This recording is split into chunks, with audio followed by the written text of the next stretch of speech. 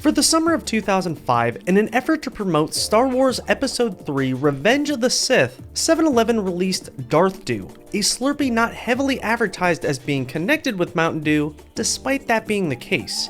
That's not to say the Mountain Dew logo wasn't seen, it just served more as a background fact to position Darth Dew as a new exciting Slurpee flavor, promoting the year's most anticipated film. In addition to the very badass looking custom Darth Dew emblem, the logo for Pitch Black was often seen, which makes this the first time the drink was available in Slurpee form, just with a Star Wars skin. The commercial for the drink states it's inspired by Pitch Black, so it's possibly slightly different, though unlikely. This is not Mountain Dew's first time promoting Star Wars. That goes to the 1999 Phantom Menace cans, featuring the legendary Golden Yoda can and even more legendary New Zealand exclusive Watto can. Bringing it back to Revenge of the Sith, Darth Dew was available in 4 unique lenticular cups, each of which was fitted with a plastic Darth Vader lid that itself is semi-legendary for how notably derpy it looks. In addition to the 4 cups, there was also a green Yoda head mug, also designed to hold the same Sith slush. That receptacle as well sported the play on words Darth Dew designation.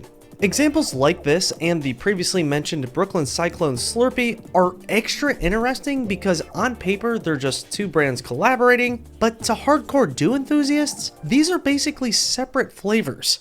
As a spin-off to the original Pitch Black, the sequel Pitch Black 2 was released the following Halloween 2005, advertised as having a blast of black grape with a sour bite. That's all really Pitch Black 2 was. Same recognizable flavor with a slight alteration and a new logo, courtesy of the 2005 redesign. Its short 90-day release period was tracked via the promotional website The Pitch Black Experiment. It followed this nerdy character Cliff, who trapped himself inside without any light for 90 days, all in support of the new sour grape remixed version of Pitch Black. Using the website, you'd check in on him and see how he was doing and help him find lost items with the use of completely black webcams. Pitch Black 2's connection with Halloween is even stronger than the originals, as it can be seen held by all sorts of awesome looking monsters in the advertising, most notably the creature from the Black Lagoon. There was also an inflatable promo cauldron used in stores, and some 12 packs even included coupons to local haunted attractions. And also, the name itself is formatted like a horror movie sequel.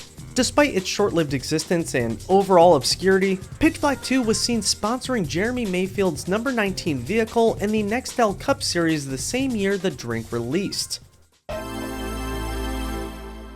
Speaking of mystery, one of Mountain Dew's biggest comes from that same summer, over in South Korea. 2 years after the original 2004 release, South Korea decided they too wanted the grapey goodness of Pitch Black in their country, except under a new name, that being Wild Black. Not only was Wild Black not released for Halloween, it wasn't black grape flavored, only just grape. It also shares an appearance more similar to Pitch Black 2 over its prequel.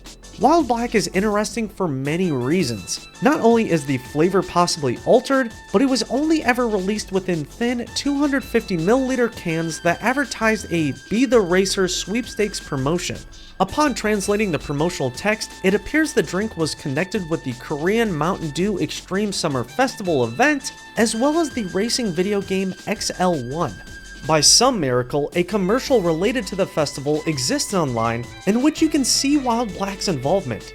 According to articles from the time, the XL1 partnership involved in-game items, and the Be the Racer promotion was tied into a chance for a select group of people to have a one-day racing experience with some of Korea's top race car drivers, specifically drivers from the Mountain Dew sponsored team at the Yongin Speedway on September 23rd.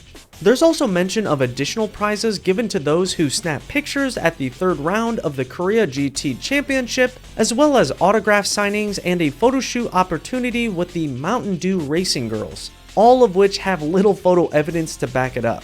The reason behind lore dumping all this info is because those same articles make mention of a 500ml Wild Black bottle that to this day has never been seen.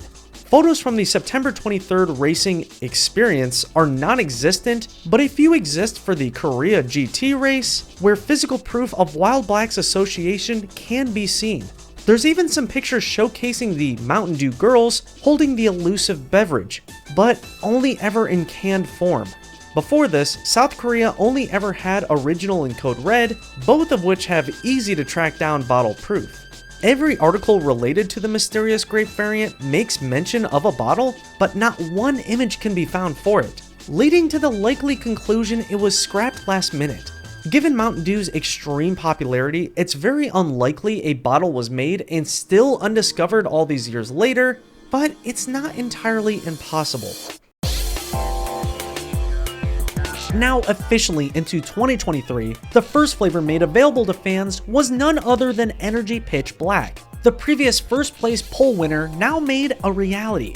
This 16-ounce Pitch Black brother-in-law was specifically released in January to time up with the limited time return of its base flavor, who prior to this was on a 2-year hiatus. Unlike previous energy flavors, the can was designed with a space theme in mind. This was so it could pair well with the new astral aesthetic Pitch Black was based around.